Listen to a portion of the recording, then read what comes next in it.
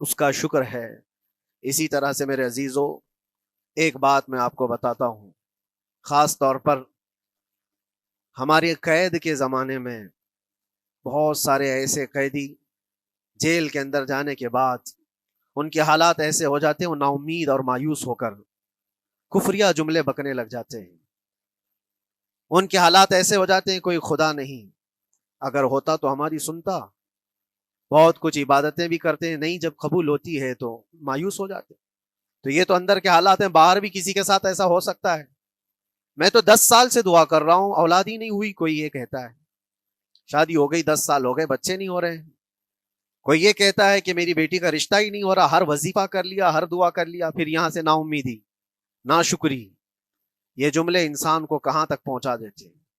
ایک بات میں آپ کو بتاؤں، مولا علی کرم اللہ وجہ الکریم کی یہ حکمت بھری بات ہے، ارشاد فرماتے ہیں جب کبھی مصیبت آئے اللہ کی طرف سے تو یہ امتحان ہے یا سزا ہے، کیسے پتا چلے؟ ظاہر سی بات ہے، ہر کوئی یہ کہتا ہے یہ تو اللہ کی طرف سے امتحان ہے، آزمائش۔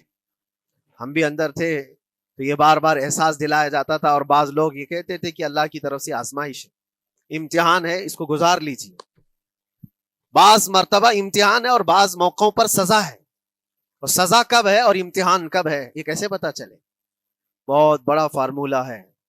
مولا علی کرم اللہ وجہ الکریم فرماتے ہیں جب کبھی تم پر کوئی مصیبت آئے تو یہ دیکھ لینا ان مصیبتوں کے دن میں تم اگر اللہ سے زیادہ قریب ہو گئے ہو، دعا زیادہ کرنے لگ گئے ہو، وظیفے زیادہ کرنے لگ گئے ہو، تو اس کا مطلب ہے کہ اللہ تعالیٰ تم کو امتحان میں رکھا ہے۔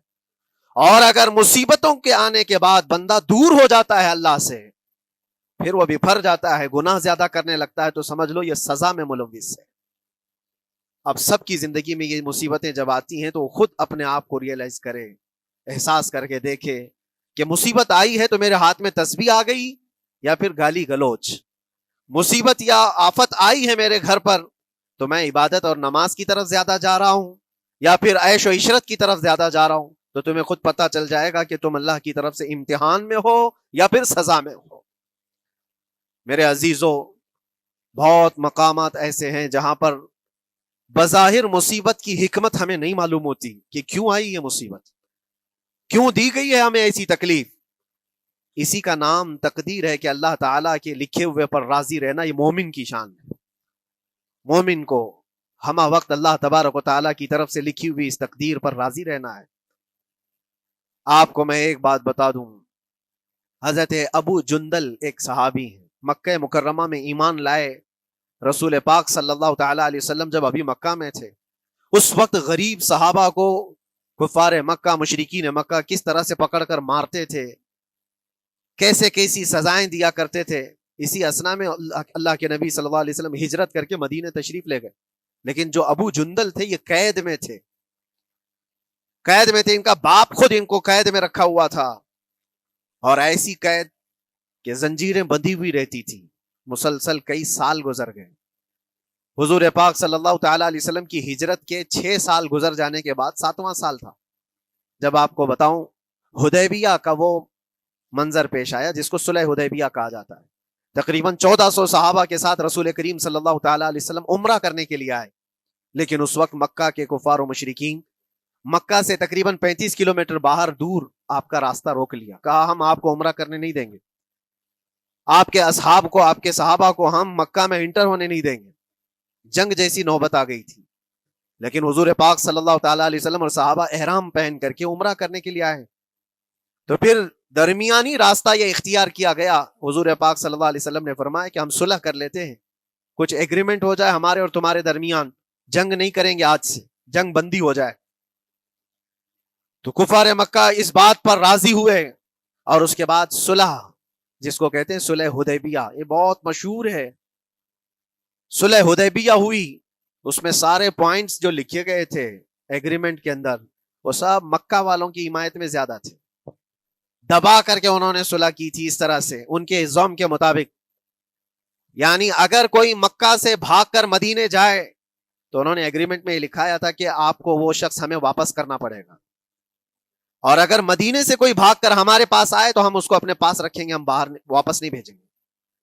تمہارا کوئی آدمی ہمارے پاس آ گیا بھاگ کر کے، یا ہمارا ہی وہاں رہنے والا کوئی آدمی آ گیا آپ کی امان سے نکل کر کے، تو ہم اس کو اپنے پاس رکھیں گے.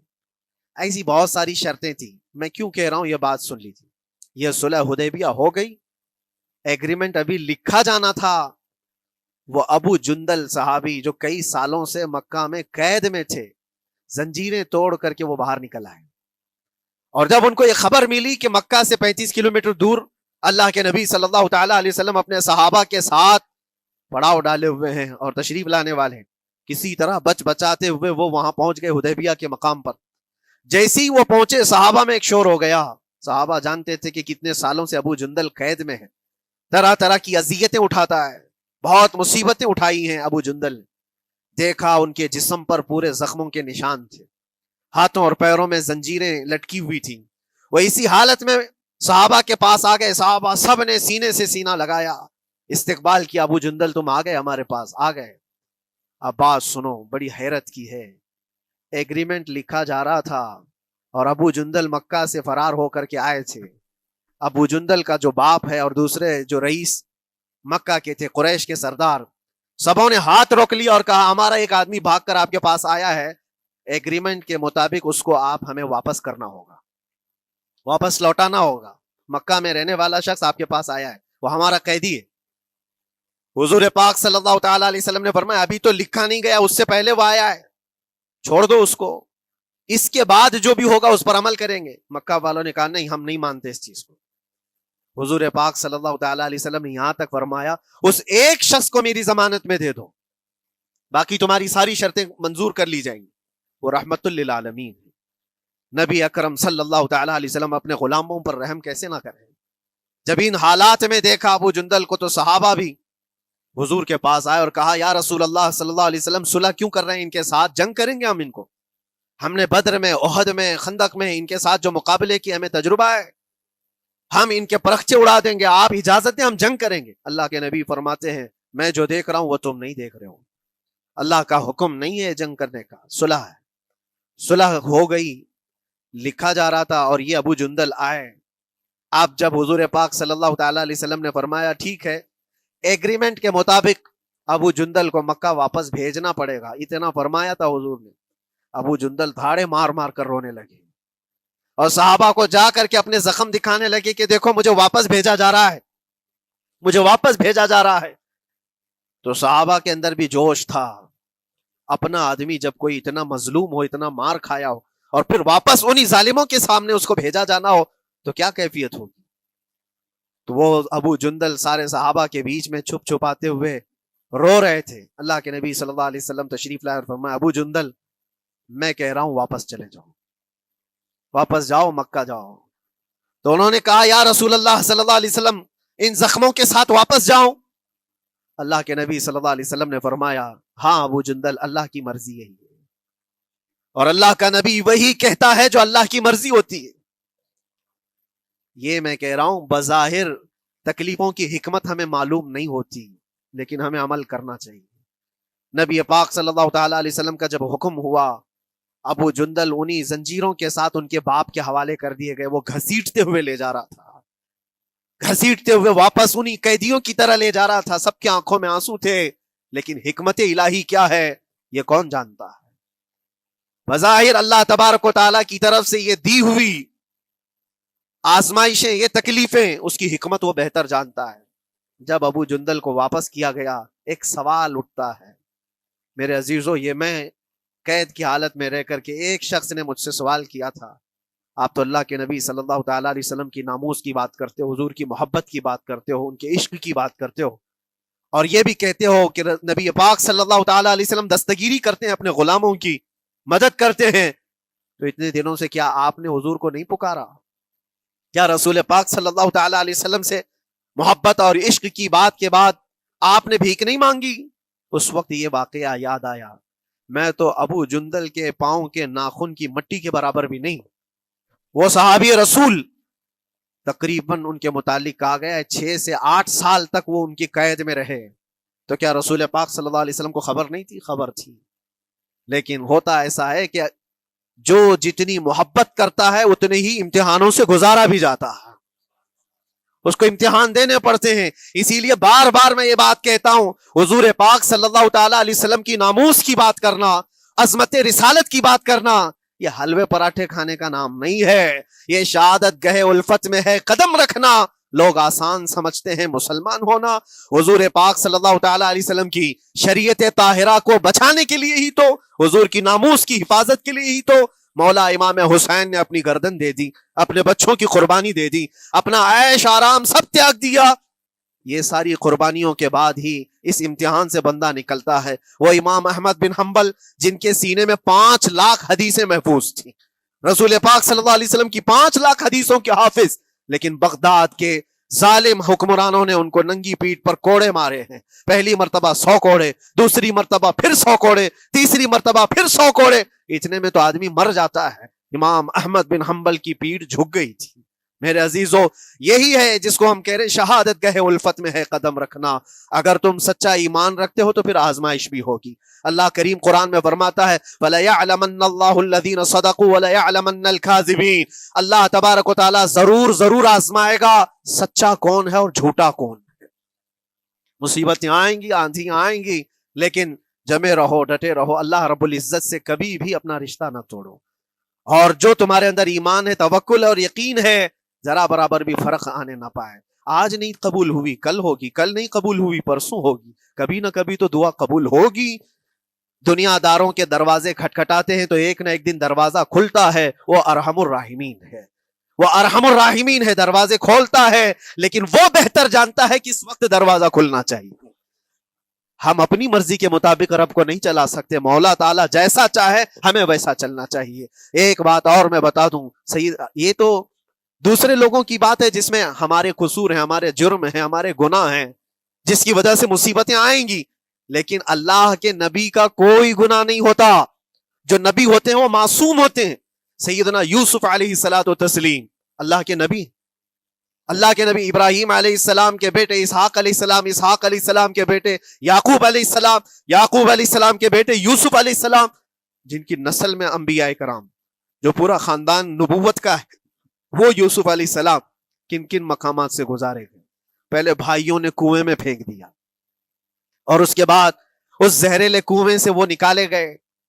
جنگل میں کوئی نہیں تھا جب ان کے بھائیوں نے کنویں میں پھینکا تھا. اس وقت ایک قافلہ جا رہا تھا, انہوں نے ڈول ڈال کر کے نکال لیا اور پھر لے کر کے گئے. یہاں سے کنویں سے تو نکالے, لیکن آگے کی زندگی کیا ہے؟ مصر کے بازار میں لے جا کر قافلے والوں نے بیچ دیا. یوسف علیہ السلام پھر خریدے گئے. کس کے ہاں؟ عزیز مصر, بادشاہ مصر کے گھر میں, اور وہاں پر زلیخا آپ پر فدا ہوئی. پھر آپ پر الزام بھی لگایا گیا, اور اس الزام کی بنیاد پر آپ کو جیل بھیجا گیا. اللہ کے نبی کے دامن پر پیوند تو ہو سکتا ہے, دھبا نہیں ہوتا. کسی گناہ کا تصور بھی وہ نہیں کرتے, وہ معصوم ہوتے ہیں. لیکن بغیر کسی قصور کے, بغیر کسی جرم کے آپ کو جیل بھیجا گیا. یوسف علیہ الصلوۃ والتسلیم جیل جب گئے, وہ نبی ہو کر کے, اور اس کے بعد دن کٹتے رہے. دن کیسے, ہفتے, ہفتے کیا, مہینے, مہینے کیا, سال. یوسف علیہ الصلوۃ والتسلیم کے 7 سال گزر گئے. جب کبھی کسی انوسنٹ کو, بے قصور آدمی کو تکلیف دی جاتی ہے تو اس کو احساس زیادہ ہوتا ہے, اور جرم کی وجہ سے جب کوئی تکلیف میں آتا ہے تو کمپرومائز کر لیتا ہے, میں ایسا غلطی کیا تھا, مجھے یہ جھیلنا پڑ رہا ہے. لیکن جس کا جرم ہی نہیں, نہ کردہ گناہ کی سزا جب دی جاتی ہے, بندہ بہت بکھر جاتا ہے, ٹوٹ جاتا ہے. لیکن وہ اللہ کے نبی تھے, توکل کیسا تھا, یقین کیسا تھا, صبر کے ساتھ نکالے. لیکن ایک بہت پیاری بات ہمیں ملتی ہے میرے عزیزوں, وہاں قیدی اور بھی تھے, اور یوسف علیہ السلام کو اللہ تعالیٰ نے ایک معجزہ عطا کیا تھا. وہ خوابوں کی تعبیر سچی سچی بتاتے تھے. خواب کی تعبیر ہوا کرتی ہے, جو بھی خواب دیکھتا ہے آدمی اس میں اشارہ ہوتا ہے اللہ کی طرف سے. تو 2 قیدیوں نے خواب دیکھا تھا, یہ قرآن پاک کے سورہ یوسف میں پورا موجود ہے 12ویں پارے میں. 2 قیدیوں نے خواب دیکھا, اپنا اپنا خواب انہوں نے بیان کیا یوسف علیہ السلام کو. ایک قیدی نے دیکھا کہ وہ سر پر روٹیاں رکھ کر کے لے جا رہا ہے اور پرندے نوچ نوچ کر کھا رہے ہیں. دوسرے نے دیکھا کہ وہ انگوروں کو نچوڑ کر کے اس کے رس پی رہا ہے. تو انہوں نے بتایا یوسف علیہ السلام کے پاس, ایسا ایسا ہم نے خواب دیکھا ہے, اس کی تعبیر کیا ہو سکتی ہے؟ سیدنا یوسف علیہ السلام فرماتے ہیں, میں دونوں کے خواب کی تعبیر بتاؤں گا, لیکن اس میں سے ایک بندہ, اس سے آپ نے کہا تو وعدہ کر کے میرا بھی کام کرے گا, میرا بھی ایک کام ہے تو کرے گا. 7 سال گزر گئے تھے. جو بادشاہ مصر تھا وہ بھی بدل چکا تھا، جس نے قید میں ڈالا تھا وہ ختم ہو گیا، دوسرا آیا، تیسرا آیا، جو بھی آیا، لیکن حکومت بدلی ہوئی تھی۔ تو خواب کی تعبیر بتانے سے پہلے ایک قیدی سے یوسف علیہ السلام نے کہا کہ میرا کام تو کرے گا؟ اس نے کہا ہاں، آپ جو کہیں گے میں کروں گا۔ تو سنو، تعبیر یہ ہے، جس کے سر پر روٹیاں رکھی ہوئی اور کوے کھا رہے تھے یا پرندے کھا رہے تھے، اس کی تعبیر یہ ہے کہ ان قریب تجھ کو موت کی سزا سنائی جائے گی۔ وہ غمگین تھا۔ دوسرے سے کہا تو انگور کے رس نچوڑ کر پی رہا تھا، تیرے خواب کی تعبیر یہ ہے کہ ان قریب تجھ کو رہا کر دیا جائے گا، تو آزاد ہوگا، اور تجھ سے ہی میرا کام یہ ہے کہ آزاد ہو کر جائے گا تو تم موجودہ وقت کے جو بادشاہ ہے، شاید